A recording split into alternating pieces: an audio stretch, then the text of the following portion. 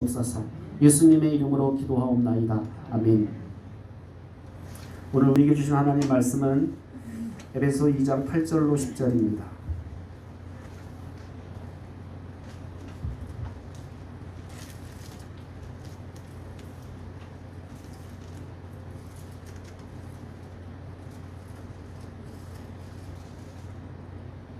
에베소서 2장 8절로 10절 말씀 한 목소리로 같이 봉독합니다. 너희는 그 은혜에 의하여 믿음으로 말미암아 구원을 받았으니 이것은 너희에게서 난 것이 아니요 하나님의 선물이라. 행위에서 난 것이 아니니 이는 누구든지 자랑하지 못하게 함이니라.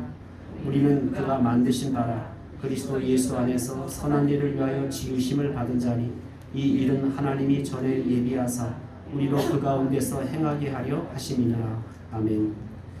찬양대의 찬양을 하나님께 올려드립니다.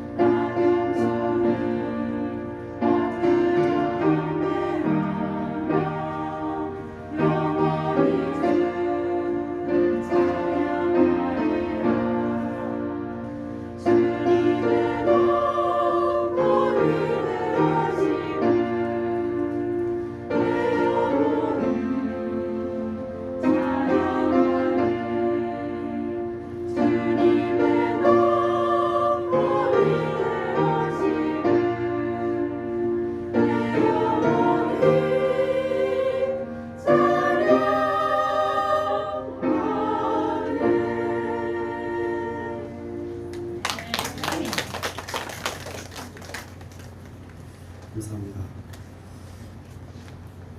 우리가 예수님 믿기 전에는 우리가 어떤 존재였을까요? 허물과 죄로 죽어서 영적 시체였던 우리들이었고, 그래서 마귀에게 종로로 타고 끌려다니던 그런 신세였습니다. 욕심에 끌려서 하나님의 뜻을 바라보지도 못했고, 그리고 우리의 뜻대로, 우리의 욕심대로 그렇게 살았던 사람들이었습니다. 그런 우리들에게 예수님이 우리가 예수님 안으로 들어가는 순간 함께 예수님과 함께 어떻게 됐다고 그랬죠? 세 가지. 함께 살리시고, 함께 일으키시고, 함께 앉히셨다. 그렇죠? 네, 한 주간밖에 안 됐지만 잘 잊혀주셔서 늘 새롭지요. 네. 그래서 제가 이렇게 한 교회에서 오래 목회할 수 있는 것 같아요. 제가 한 얘기 또 하고 한 얘기 또 하고 하면 그걸 다 기억하고 있으면 아마 목사님 그거 언제 설교한 거는 또 재탕하세요 이럴 텐데 한 얘기 또 해도 늘 새로워. 그러니까 그게 은혜인지 아닌지 모르겠지만 하여튼 이렇게 예수님과 함께 우리가 함께 살리셨고 함께 일으키셨고 함께 앉히셨다라고 이렇게. 왜냐하면 우리가 예수님 안에 들어가면서 예수님의 소속이 됐어요. 이제 소속이 바뀌었어. 그러면서 예수님과 이제는 한 운명 공동체가 됐다라는 거. 따라합시다. 운명 공동체. 이제 예수님 안에 내가 들어가 있기 때문에 예수님과 함께 살고 예수님과 함께 죽는 그런 예수님과 함께 우리가 사는 그런 운명 공동체가 됐다라는 거. 그러니까 우리가 예수 믿는다라는 것은 바로 이런 예수님과 내가 이제 한 운명 공동체가 됐다라는 그런 의식을 가지고 우리가 이 세상에서 사는 사람들이라는 겁니다. 우리가 한 것은 사실은 죄 지은 것밖에 없는데 하나님 쪽에서 일방적으로 우리에게 은혜를 베풀어 주셨습니다. 우리는 거저 주시는 거저 주시는 은혜를 받았습니다. 이 거저 주시는 은혜를 영어 성경에는 우리 성경에는 값없는 은혜라고 했고 영어 성경에는 프리 기프트, 공짜, 순공짜 선물을 주셨다라는 거예요. 그러니까 순공짜라는 거 여러분이 노력했다 안 했다 나의 노력하고는 상관없이 하나님께서 우리에게 은혜를 그냥 주셨다라는 거예요. 그런데 문제는 어떤 사람은 공짜로 받으니까 공짜는 뭐라고 생각하냐면 뭐라고 생각해요? 아니 공짜로 주면 공짜 그렇지 뭐 공짜 싸구려라고 생각해요. 근데 거저 주시는 은혜, 값없는 은혜라고 해서 공짜 은혜라고 해서 싸구려 은혜는 아니다. 아멘입니까? 싸구려 은혜가 아니에요. 싸구려 은혜 취급하지 마세요. 그러니까 어떤 사람은 싸구려 은혜 취급한다는 게 뭐냐면 나 예수 안 믿어. 나 관둘래. 뭐 이렇게 예수님을 무슨 뭐 헌신 딱 벗어 제끼듯이 그냥 확 버린다. 뭐 어떤 애들은 그래. 나 예수님 끊었어요. 요즘 학원 끊는 것처럼 나 예수님 끊었어요. 제가 술 끊는다는 얘기 들어봐도 예수님 끊는다는 얘기 요즘 애들한테 그랬어요.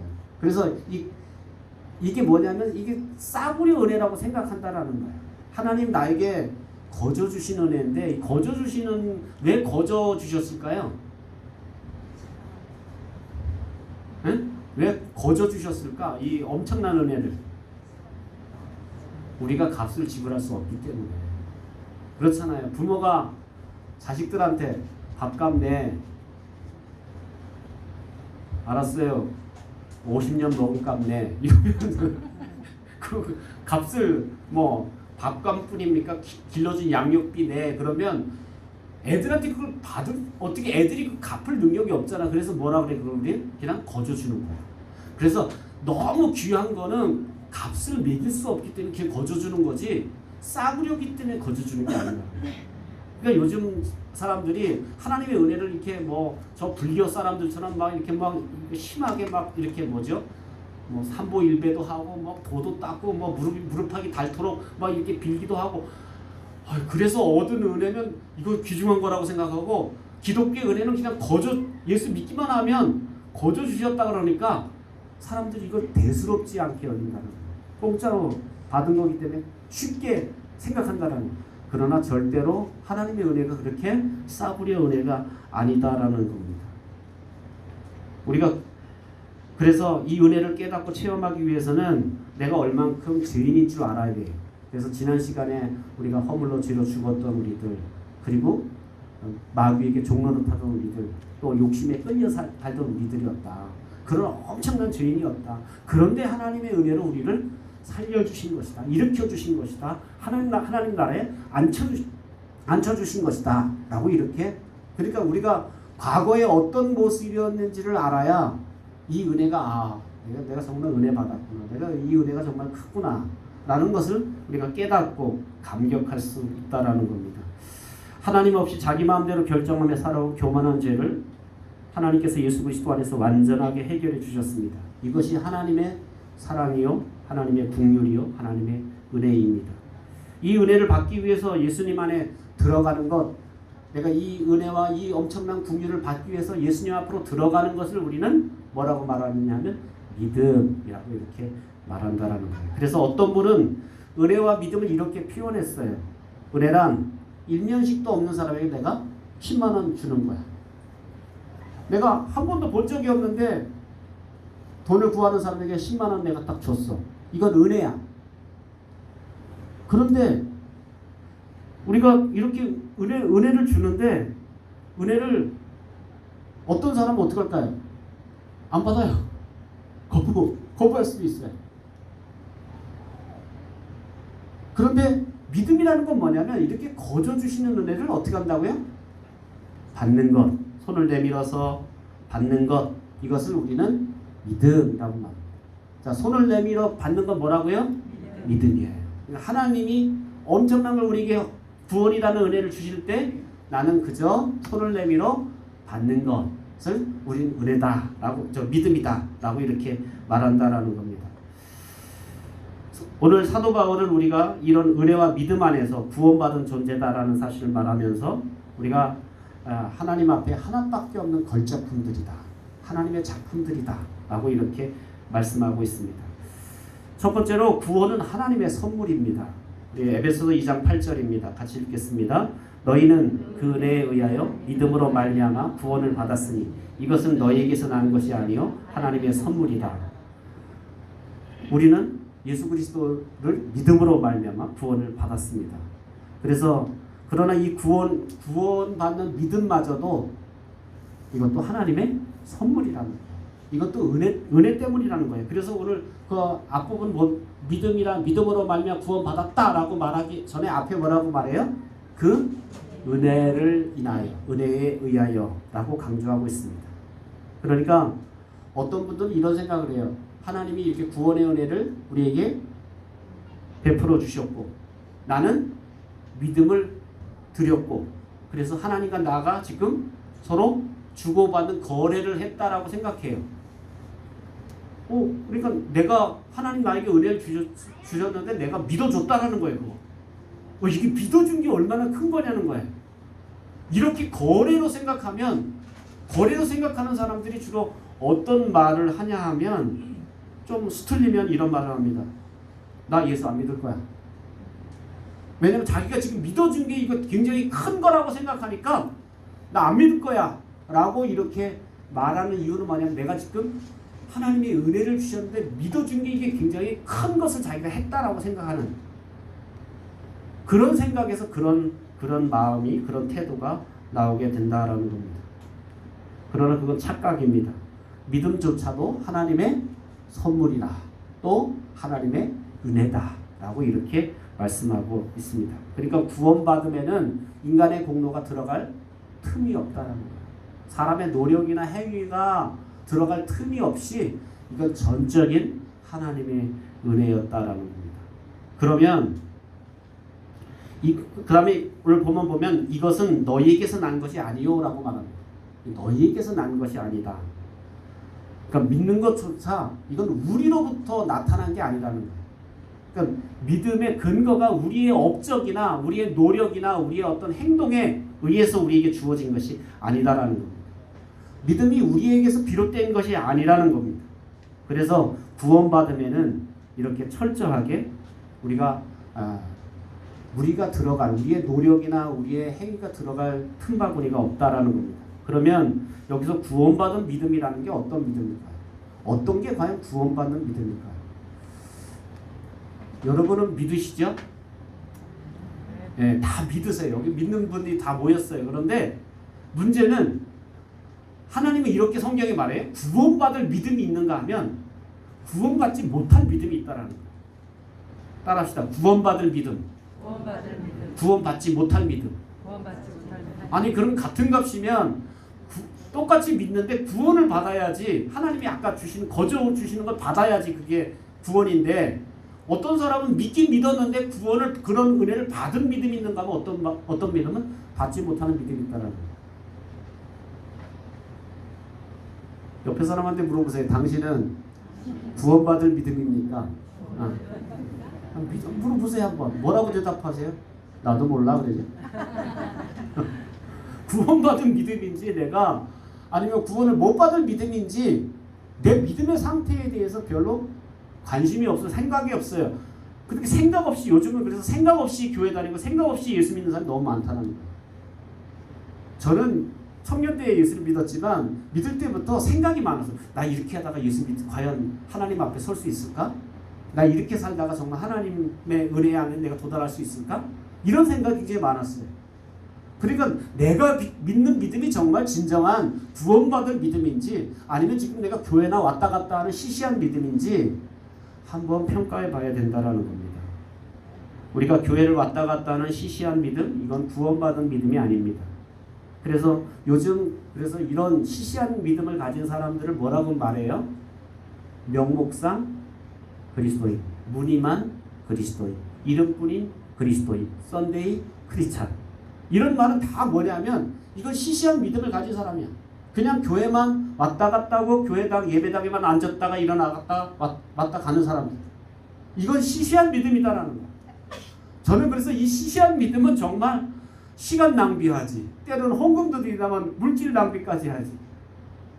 너무 손해가 막심한 사람들이에요. 그래서 정말 우리는 정신을 바짝 차리고 내 믿음이 시시한 믿음이 아니라 구원받을 만한 믿음에 도달해야 된다라는 사실입니다. 그러면 시시한 믿음과 구원받을 믿음의 차이는 어디에 있을까요?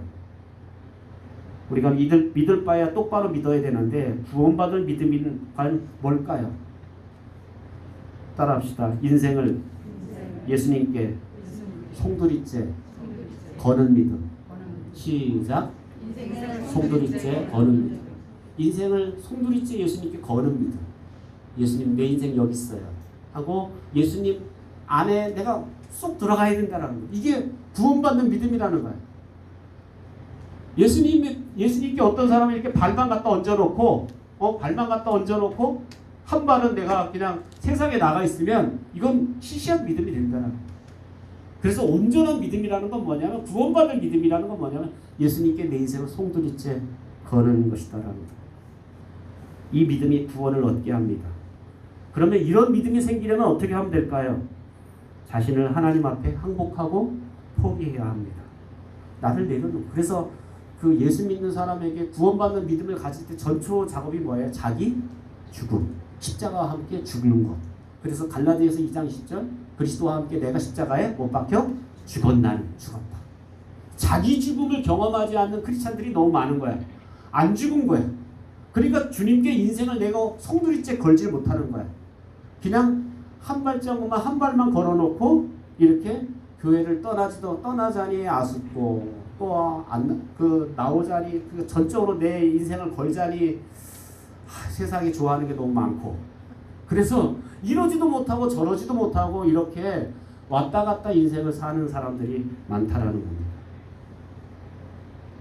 믿음을 내가 만들어낼 수는 없지만 그렇다고 가만히 저절로 있는데 이런 믿음이 생기는 게 아니에요. 그렇잖아요. 믿음은 물론 하나님이 주신 선물이야. 그런데 그 믿음조차도 가만히, 그러면 어떤 사람은 그런 사람이 있어요.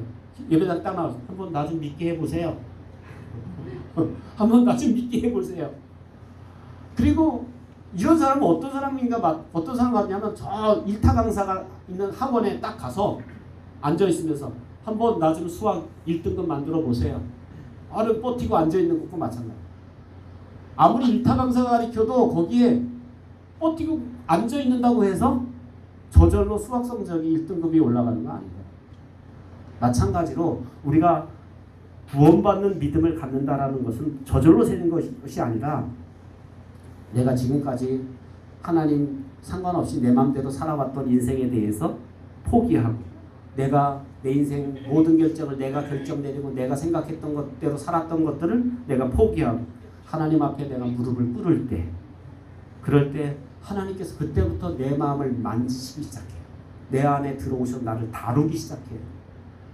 그러니까 하나님은 강제로 여러분 속에 들어서 여러분 마음을 해치고 이러시는 분이 아니라 내가 하나님 내가 내 뜻대로 지금까지 살아왔어야 하고 내 뜻을 내가 포기하고 하나님 앞에 내가 무릎을 꿇을 때, 그럴 때 하나님이 내 안에 들어오셔서 이제 내 마음속에 역사하기 시작하고 능력을 나타내기 시작한다라는 사실입니다. 자기를 포기하게 되니까 하나님의 이런 크나큰 은혜의 물결이 물밀듯 파도같이듯 내 안에 밀려 들어오게 된다라는 사실입니다. 이것이 바로 예수 믿는 그리스도인들에게 나타난 일입니다. 자, 여러분에게도 이런 일이 나타났나요? 나타났으면 아멘.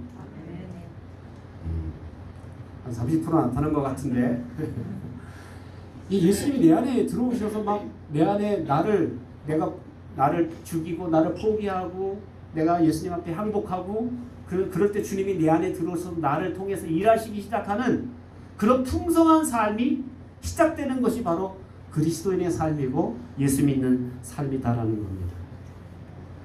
이 모든 것이 그리스도 안에서 우리가 그리스도 안에 들어갈 때 일어난 일입니다. 그러니 우리가 자랑할 것이 아무것도 없다라는 겁니다. 사랑하는 성도 여러분, 저는 여러분의 믿음이 구원받을 믿음으로 하나님 앞에 드려지기를 주님의 이름으로 축원합니다.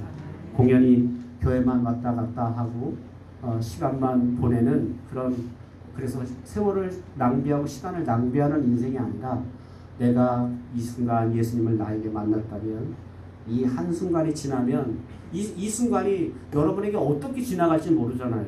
그런데 오늘 나에게 주어진 이 시간을 정말 하나님과 내가 동행하고 내가 하나님의 음성을 듣고 하나님 말씀 앞에 서는 그래서 여러분 인생이 오늘 이 시점으로 말미 어떤 사람 인생이 확 바뀌는 사람이 있는가 하면 어떤 사람은 그냥 인생 그냥 또 똑같은 반복된 과거에 있었던 한 가지 사건으로 진행될 수도 있다라는 거.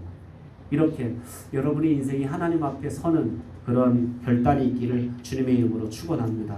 두 번째로 행위에 대해서 우리는 자랑할 것이 없다고 말합니다. 9절 말씀입니다. 시작. 행위에서 난 것이 아니니 이는 누구든지 자랑하지 못하게 합니다.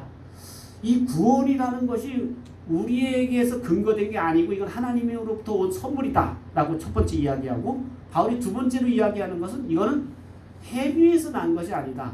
너희들 행위를 보고 하나님께서 잘했구나 하고 상 주시면서 구원을 주신 게 아니다라는 겁니다. 사도 바울은 이 구원의 은혜가 행위로 얻어지는 것이 아니라고 말합니다. 그러니까 믿음은 어떤 공로나 행위에 의해서 주어진 것이 아니고 그냥 아까 뭐라 했어요? 믿음이란 뭐라 그랬어요? 거저 주신 은혜를 그냥 손 내밀어서 받는 것이다. 하나님이 거저 주신 은혜를 내가 그냥 받아들이는 것, 이것이 바로 믿음이다라는 겁니다. 그래서 이게 받아들인다는 것 자체가 얼마나 중요한지 모릅니다. 여러분, 받아들이는 것 쉬울 것 같지만 받아들이는 거 쉽지 않아요. 어떤 사람은 똑같은 얘기를 하는데 어떤 사람은 그걸 잘 받아들이는 사람이 있는가 하면 어떤 사람은 이렇게 안 받아들이는 사람이 있어요. 이게 역사 속에서 보면 아주 유명한 사건이 1830년대 사건인데, 조지 윌슨이라는 사람이 있는데 살인과 강도를 저질러서 아주 극악한 살인 강도 짓을 해서 미국의 그 법원에 그 감옥소에 갇혀서 결국 사형 언도를 받게 됩니다. 얼만큼 이제 형이 아직 집행되기 전에 그때 민주당에서 최초 대통령이 이제 미국 윌슨 대통령인데 잭슨 대통령인데, 앤드루 잭슨 대통령이 미국의 민주당으로 첫 번째 대통령이에요. 8대인가 그런데 그 대통령이 되면서 이런 모든 범죄자들, 극악무도한 범죄자들 중에 이렇게 사면을 이렇게 다 처리합니다. 그래서 대통령 사면을 결정했어요. 그러니까 이 조지 윌슨도 사면을 받고 감옥을 나가야 돼요. 근데 윌슨은 뭐라고 주장하냐면 나는 사면 받지 않겠다. 대통령이 사면을 내렸는데 사형수인데 사형을 받아야 되는데 나는 대통령 사면권을 거부해버린 거예요. 그래서 그러면 이건 과연 어떻게 해야 되는가, 이게 이제 심각한 문제가 된 거예요. 그래서 이제 대법원까지 올라가서 대법원에서 이제 판결을 내리게 되는데, 대법원 판결이 어떻게 냈을까요? 고민한 거예요. 이게 대통령 사면했으니까 대통령이 법을 죄가 있는 걸 죄를 어떻게 면해준 거니까 이 사람은 죄가 없어. 그래서 감옥에서 내보내야 돼. 또 한쪽에서는 아니야, 이 사람이 사면을 했지만 본인이 그걸 받아들이지 않았기 때문에 이 사람은 사형을 받아야 돼. 이게 대법원에서 치열하게 공방을 벌이게 됐습니다. 결국은 어떻게 대심원장인 존 마샬이 이런 결정문을 내렸습니다. 사면은 종이이며 그 유용성은 관계자의 수락에 달려있다. 사형 선고를 받은 자가 사면을 거절하는 것은 전례가 드물지만 거절했기 때문에 그것은 사면이 아니다. 조지 윌슨은 그래서 사형. 그래서 조지 윌슨은 사형을 받게 됩니다. 여러분, 아무리 엄청난 은혜가 우리에게 부어졌다고 해도, 아무리 엄청난 은혜가 우리에게 주어졌다 할지라도 그걸 내가 받아들이지 않으면, 수용하지 않으면 아무 의미가 없다라는 거예요. 오늘 이 시간 생각해서 하늘로부터 지금 하늘의 은혜가 막 우리 가운데 임한다고 생각해 보세요. 그런데 하늘의 은혜가 지금 하늘로부터 막 임하고 있는데 어떤 사람은 그 은혜를 내가 받아들이고 사모하고 받아들이는 사람이 있는가 하면, 어떤 사람은 그 하늘의 은혜를 거부한다고 생각해 보세요. 하늘의 은혜를 내가 난 필요 없다. 나는 지금 어제 저녁에 잠도 부족해서 나는 오늘 예배 시간 잠 좀 자야 되겠다 하고 은혜를 내가 만약에 거부해 버린다면 어떻게 될까요? 응? 은혜를 거부하면 어떻게 될까요? 그 은혜가 나에게 임할 수 없다라는 거예요. 하나님의 은혜가 우리 가운데 임할 때 그것을 사모함으로 내 것으로 받아들여야 결국 자기의 것이 될 수 있다라는 겁니다. 몇 달 전에 우리 춘천시에서 수돗물 때문에 엄청 고생을 했잖아요. 다만 이 우두동 사람들은 좀 혜택을 받았지만 우리 김용원 집사님 그 수돗물 잘 돌려주세요. 네. 저분이 이쪽 우두동은 또 있으니까. 하여튼 이렇게 보면 이 수도국에서 수원지에서 물이 가득하게 있어요. 그게 어디까지 연결돼 있어요? 우리 집 싱크대까지, 세면대까지 연결돼 있어요. 뭐만 하면 돼요, 우리는. 수도꼭지만 틀면 그 물을 우리는 사용할 수 있어요. 그러니까 수원지에 가득한 물이 그게 은혜라면 믿음이라는 건 뭐예요? 수도꼭지를 틀어서 사용하는 거야. 어떤 사람은 수도꼭지 트는 것조차도 내가 하지 않고 나는 씻지 못했다고 물이 없었어. 이렇게 투정 부린다면 곤란하다라는 거예요. 그러니까 생각해 보세요. 수원지에 물이 가득한 게 그게 은혜를 우린 자랑해야지. 수도꼭지 튼 게 뭘 자랑해요 그게? 응? 그러니까 믿음은 행위 그거 아니다라는 거예요. 그거 자랑할 게 아니다라는 거예요. 그 얘기를 지금 하고 있다라는 거예요. 행위에서 난 것이 아니다. 그 믿음이라는 것 자체가. 그러니까 누구든지 자랑할 수 없다. 내가 한 것 그것 자랑하고 싶겠지만 자랑할 것 아무것도 없다라고 이렇게 말하고 있습니다. 그런 면에서 믿음이란 마음을 열어서 그분의 은혜를 받아들이는 거니까, 지금까지 내가 내 인생의 운전대를 잡고 있었다면 내 인생의 이제 운전대를 누구한테 맡기는 거예요? 주님께 맡기는 거예요. 내가 겸손하게 조수석에 물러 앉아 있고 주님이 내 인생의 핸들을 붙잡고 끌고 가시도록 그렇게 맡기는 거예요. 그런 면에서 믿음이란 마음을 열어서 그분께 맡기는 거기 때문에 우리가 자랑할 것이 아무것도 없다라는 겁니다. 구원받을 믿음이 생기면 세 가지가 자연스럽게 우리 속에 생기게 됩니다. 세 가지는 회개. 그러니까 이 구원받을 믿음이 우리 속에 있으면 나타나는 게 회개의 현상이 나타납니다. 왜 회개가 나타날까요? 이 고집스럽게 자기가 인생을 살아왔던 자기 인생의 모습이 보여요. 그리고 이제 자기 인생을 하나님의 뜻에 이제 인생의 방향을 하나님께 맡깁니다. 그래서 내 인생의 방향을 이렇게 고집스럽게 내 방법대로 살던 방법에서 하나님 방법으로 내 인생의 방향이 바뀌는 것을 우리는 뭐라고 말하면 회개라고 말합니다. 나 이렇게 살았는데 나 이제 이렇게 살겠어요. 나 이렇게 살았는데 더 이상 이렇게 살지 않고 나 이렇게 살 거예요. 하고 내 인생의 방향이 바뀌어지는, 그래서 구원받을 믿음이 들어오면 자연스럽게 회개가 일어납니다. 그러니까 여러분 속에 회개가 안 일어났다는 것은 구원받을 믿음이 아직 여기 들어오지 않았다는 증거예요. 그렇기 때문에 성경은 뭐라고 말해요? 회개에 합당한 열매를 보아야 된다. 이 합당한 열매가 없으면 열매를 보고 그 무화과 나무를 판단하는데 아직 열매가 구원받을 열매가 안 나타났으면 그 예수 믿어도 계속 나쁜 짓 하고 예수 믿어도 참 못된 짓 하고 예수 믿기 전과 믿은 후에 별로 달라진 게 없어. 삶의 방향이 안 바뀌었어. 이건 아직 구원받을 믿음이 이건 좀 질문을 해봐야 돼. 물론 하나님만 아시는 거지만 질문을 던져보고 여러분 스스로도 여러분 삶을 되돌아봐야 돼요. 구원받을 믿음이 가져야 됩니다. 두 번째로 구원받을 믿음이 들어오면 이제 하나님에 대해 뜻을 받아들이게 되고 세 번째로 구원받을 믿음이 들어오게 되면 이제 예수님을 주인으로 모시게 됩니다. 로드십을 인정하게 됩니다. 내 인생은 지금까지 내가 내 마음대로 이렇게 살아왔구나. 내가 이게 정말 잘못 살았네. 내 인생을 왜 이 모양 이 꼴로 이렇게 살았지? 이제 하나님 뜻대로 살아야지 하고 인생의 주도권을 하나님께 예수님께 맡기게 되는. 그래서 이렇게 삶이 이제 어떻게 보면 구원받을 믿음이 들어오면 이런 변화가 나타나게 된다라는 겁니다. 그러나 이런 것도 자랑할 게 아무것도 없어. 왜냐하면 이건 하나님 구원받은 은혜에 대한 감사의 표현이지 내가 이것 때문에 구원받은 것이 아니다라는 사실입니다. 그래서 이런 행위조차도 우리는 하나님의 은혜가 없었다면 불가능하기 때문에 아무것도 자랑할 것이 없다. 그래서 우리는 행위를 하나님 앞에 여러분 자랑하려고 하는 그런 마음의 태도가 여러분 속에 일어나는 것 자체가 여러분 속에 뭔가 문제가 생겼다라는 거. 내가 교회에서 이것도 하고 저것도 하고 이것도 하고 저것도 했는데 라는 행위가 벌써 자꾸 이렇게 올라오기 시작한다는 것은 은혜가 떨어지고 있다는 증세예요. 은혜가 약해지고 은혜가 받은 은혜가 너무 크면 내가 한 건 아무것도 아닌 게 되는 거예요. 아멘이시죠? 근데 은혜가 사라지고 나면 뭐가 커져요? 내가 한 게 커지는 거야. 내가 이만큼 헌금했는데 내가 이만큼 일했는데 내가 이만큼 봉사했는데 하고 내가 나의 행위가 이렇게 드러나게 된다. 그러나 성경은 행위는 아무것도 자랑할 것이 없다. 이걸로는 우리가 구원받을 사람이 아무도 없다라는 것을 말씀하고 있습니다. 그렇다면 이렇게 우리가 구원의 은혜를 얻은 사람들이 어떻게 살아야 되느냐? 하나님의 걸작품으로 살아야 된다고 말합니다. 10절 말씀입니다. 시작. 우리는 그가 만드신 바라 그리스도 예수 안에서 선한 일을 위하여 지으심을 받은 자니 이 일은 하나님이 전에 예비하사 우리로 그 가운데서 행하게 하려 하심이니라. 우리는 그가 만드신 바라. 우리는 그가 만드신 바라. 우리는 그가 만드신 바라라는 뜻은 무슨 뜻일까요?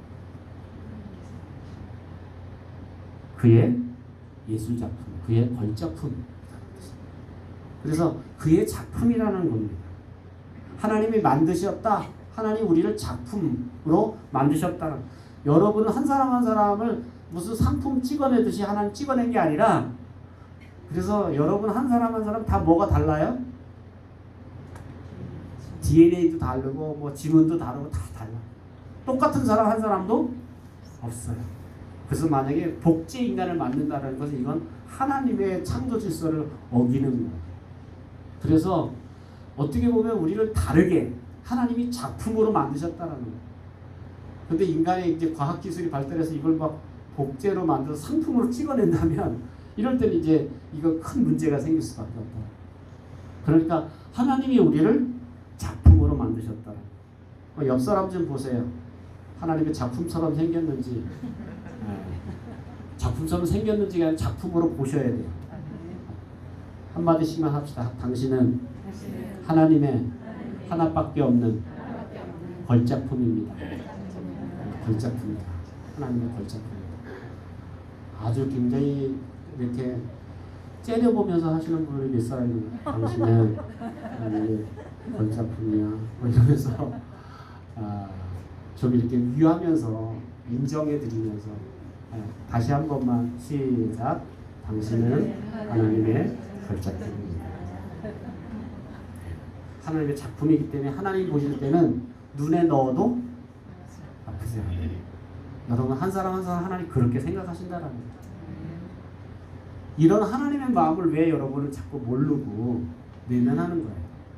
하나님 여러분 작품으로 만들고 눈에 넣어도 아프지 않을 정도 그렇게 여러분을 주목하여 보시고 계신데 그런데 여러분의 마음은 왜 하나님을 자꾸 등지고 하나님부터 자꾸 멀어져 가고 있습니까? 하나님이 이렇게 우리를 작품으로 만드셔서 무엇에 쓰시려고 이렇게 만드셨을까요? 옛날에 우리 복음성가에 어디에 쓰시려고 뭔 찬양이었죠? 이렇게 만드셨나요? 찬양 있었죠? 응? 똑바로 보고 싶어요. 똑바로 보고 싶어요. 네. 그 찬양 보면 이렇게 만드셨나요? 네. 그런데 작품이야. 때로는 여러분이 좀 못생겼든 여러분 키가 크든 작든 뚱뚱하든 얇든 하여튼 여러분 생긴 거 하나님 작품으로 보셔. 네. 나를 왜 이 모양으로 만드셨다고 이렇게 불평불만하지 말고 하나님이 만드신 뜻이 있다. 그렇다면 그 하나님이 그렇게 걸작품으로 만드셨을 때 뭐가 있을까요? 토기장이가 어떤 진흙, 똑같은 진흙을 가지고 어떤 건 청자 만들고 어떤 건 술잔 만들고 어떤 건 또 뭐 밥그릇 만들고 이렇게 다양하게 만들잖아요. 토기장이 그렇게 진흙 가지고 만들 때 뭐 때문에 만들어요? 그렇게? 사용할 목적이 있더라. 하나님이 여러분을 그렇게 걸작품으로 지으셨을 때는 지으신 뭐가 있다? 목적이 있다. 그 목적이 뭘까요? 오늘 성경은 목적이 뭐라고 그래요? 어떻게 지으셨다고요? 선한 일을 위하여 지으심을 받을 자. 시작. 선한 일을 위하여 지으심을 받을 자. 선한 일을 위하여 지으심을 받았다라는 겁니다. 이 한마디로 말하면 이거 무슨 뜻인 거예요? 하나님이 보실 때 선한 것, 그러니까 선한 게 뭐야? 하나님의 걸작품 위에 걸작품답게 살라라는 거예요. 아주 쉬운 말로 하면 제발 걸작품답게 살라라는 거예요. 만약에 청자가 저 누구네 집에 가갖고 그거 밤에 아예 오줌 넣는 오줌 그걸로 사용된다면 그걸 지은 사람은 어떻게 했어요? 어? 화가 날 거 아니에요. 이 청자 하나 만들려면 여러분 어떻게 만드는지 아세요? 도공들이 그거 막 그들만 그냥 목욕제게 하고요, 천지신명께 빌고요, 진을 갖다 만들었다 또 조금만 뭐 흠이 잡히면 깨트려 버리고. 그러니까 청자 작품 하나, 백자 하나 나올 때, 청자 백자 하나 나올 때 수십 개가 깨트려진다. 어떨 땐 정말 아주 흠이 없이 깨끗하게 발견됐어요. 그런데 막 깨트려. 옆에 있던 이제 그 도공이 물어요. 선생님 왜 이건 흠이 없어 보이는데 왜 깨트려? 여긴 내 얼이 안 들어갔어. 깨트려버린다. 그러니까 그럴 정도로 사실은 백자 하나, 청자 하나를 만들 때 그 정도로 그렇게 정성을 가지고 만들었는데 기껏 만들었더니 그게 아이들 오줌 받는 걸 사용하고 있다면 이거 가슴찔리 아니겠어요? 마찬가지 하나님이 여러분 한 사람 한 사람을 그렇게 하나님의 걸작품으로 만드셨는데 그런데 여러분이 걸작품답게 못 살고 계속 무슨 나쁜 짓 하고 못된 짓 하고 악한 일을 꾀하고 하나님의 뜻대로는 안 살고 다 엉뚱한 세상 뜻대로 세상 방법대로 살려고 하면 하나님 화가 나지 않겠냐는 거예요. 그래서 우리를 이렇게 걸작품으로 지으신 목적이 바로 하나님의 선한 일을 위하여 지으신 것. 걸작품에 맞게 사는 것, 걸작품 뜻대로 사는 것, 이것이 바로 하나님이 우리를 지으신 목적이다라는 것. 그것이 무엇이든지 간에 하나님 나를 만드시고 나를 지으신 분의 목적대로, 그래서 그분이 시키는 대로, 그분이 인도하시는 대로 따라가다 보면 그것이 하나님 기쁨이 되는 거예요. 또 나는 하나님의 기쁨을 드리는, 난 쓰임받았기 때문에 내 속에 행복이 넘쳐요. 이게 바로 믿음의 사람들에게 나타나는, 하나님께는 기쁨의 영광을 돌리게 되고 또 영광을 돌렸더니 하나님께서 그 기쁨이, 행복이 나에게 전달될 때 오는 그 충만함, 그것이 바로 예수 믿는 사람들의 행복이다라는 사실입니다. 하지만 그렇게 구원하신 궁극적인 목적대로, 선한 목적대로 우리가 쓰임받지 못하기 때문에 하나님의, 우리를 지으신 하나님의 마음을 아프게 하고 힘들게 한다라는 사실입니다. 그러나 이렇게 선한 일조차도 구원의 조건이 아니라 구원의 결과라는 거예요. 구원의 근거나 수단이 아니라 구원의 증거라는 겁니다. 어떤 분들은 그런 얘기, 그게 그거 아닌가요? 다 뭐 선한 목적, 위해서 우리를 만들어서 착한 일 하라고 만들었는데 착한 일 안 하면 그 구원 못 받는 거 아닌가요?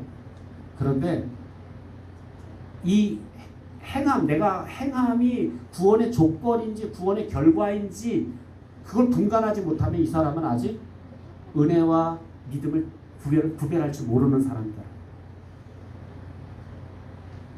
그래서 정말 복음을 이해한 사람이라면 내가 지금 이렇게 사는 것이 내가 구원받은 은혜 때문이지, 은혜의 결과지 라는 것을 생각합니다. 내가 지금 찬양대에서 봉사를 해요. 찬양대 너무 감사한 게 입 막고 찬양하는 게 얼마나 힘들겠어요. 저도 이거 막고 한번 설교해봤더니 못하겠더라고요. 그래서 시에서 와서 뭐 이거 쓰고 하라는 거, 난 쓰고는 못하겠다고. 근데 이렇게 더운데 입을 막고 찬양의 직분을 하고 있다라는 거, 얼마나 아름다워요.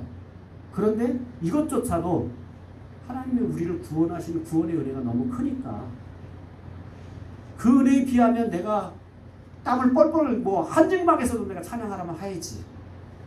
이런 자세가 있다면 이건 구원받은 결과에 대한 행동이다.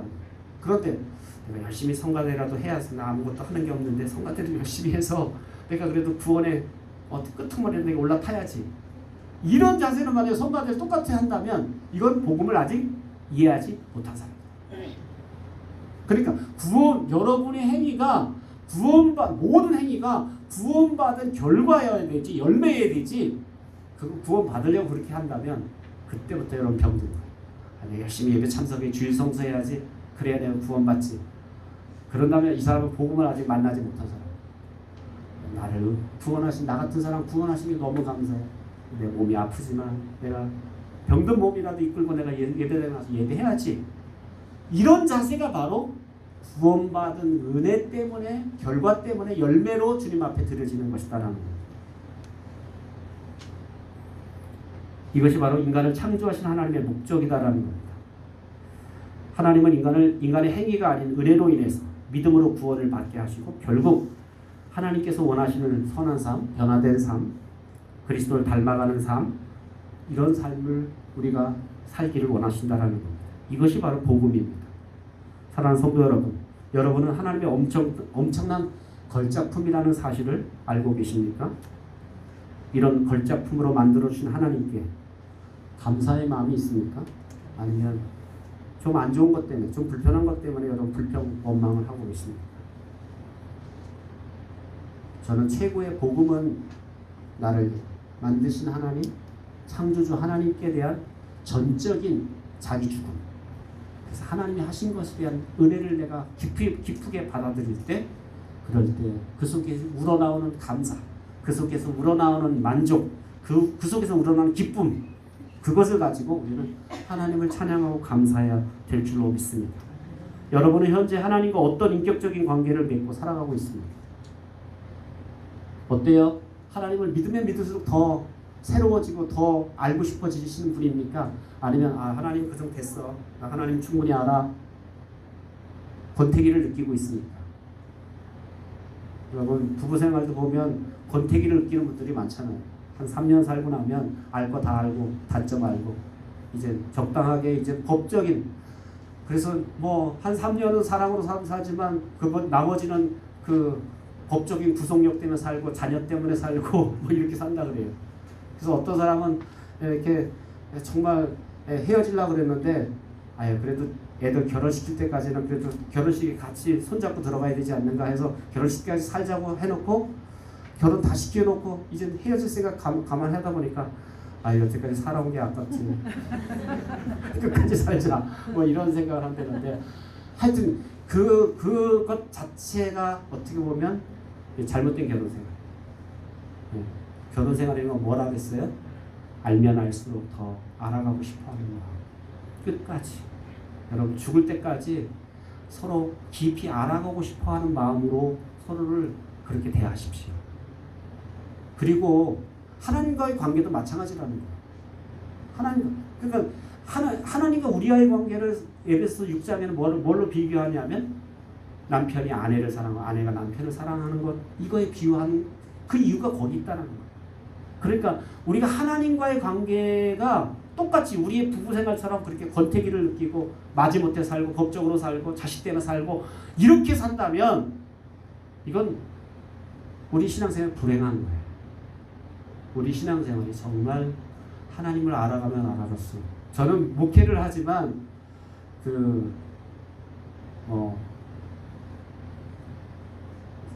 30년 이상 이렇게 목회하면서 또 제가 예수 믿은 후부터 시작하면 40년 이상 예수 믿고 살아오면서 느끼는 것은 뭐냐면, 알면 알수록 하나님이 모르는 게 더 많아.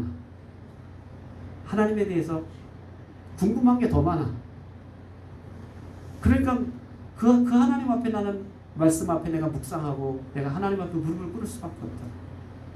이렇게 하나님을 알아가는, 그래서 날마다 하나님을 알아감으로 여러분 속에 하나님의 은혜가 넘쳐나게 되기를 주의 이름으로 축원합니다. 우리에게서 난 것이 아니라 전적으로 하나님의 은혜로 우리는 구원을 받았습니다. 하나님의 값없는 선물입니다. 여기에는 부족함이 없어서 여러분의 행위를 거기다 뭐 덧붙일 이유가 아무것도 없습니다. 그러기에 행위는 자랑할 게 없습니다. 전에 내가 주인이 되어서 하나님과 상관없이 내 맘대로 살아왔던 교만한 삶을 회개하고 예수님을 인생에 모시고 인생의 주인으로 모시고 여러분의 인생을 송두리째 그분에게 맡기고, 하나님, 내가 이제 죽든지 살든지 내 인생 주님 손에 달려 있습니다. 주님 뜻대로 내 인생을 이끌어 가십시오 라고 여러분의 인생을 맡김으로 말미암아 하나님이 원하시는, 또 하나님이 인도하시는 그런 선한 일을 위해서 여러분 쓰임받는 여러분의 축복된 인생이 되시기를 주의 이름으로 축원합니다. 기도하겠습니다. 자비로우신 하나님, 은혜를 감사드립니다. 주께서 오늘도 우리를 불러주시고 하나님 앞에 인도해 주신 것 감사합니다. 자비하신 하나님, 하늘문을 여시고 우리 가운데 하나님 하늘의 신령한 복을 더입혀 주옵소서. 하나님, 부어주시는 하나님의 은혜로 말미암아 날마다 그 은혜에 감격하고 감사하며 살 수 있도록 도와주시고, 아버지 하나님, 우리의 행위는 아무것도 자랑할 것이 없고 오직 이 믿음조차도 하나님의 은혜요 선물인 줄로 믿습니다. 하나님, 우리에게 날마다 거저 베풀어 주시는 그 하나님의 은혜를 얻기 위하여 내가 하나님 앞에 굴복하고 하나님 앞에 나를 포기시키고 하나님 앞에 항복함으로 하나님께서 우리 삶 가운데 이루시는 놀라운 역사를 이루어갈 수 있도록 도와주시고, 우리 생애를 통해서 우리를 이렇게 걸작품으로 만드셔서 하나님의 선한 일을 도모하게 하도록 우리를 지으셨사오니 하나님이 인도하시는 대로 또 하나님이 이끄시는 대로 순종함으로 우리가 주의 선한 역사를 이루는 저희 모두가 되도록 축복해 주시옵소서. 감사하며 예수님의 이름으로 기도하옵나이다. 아멘.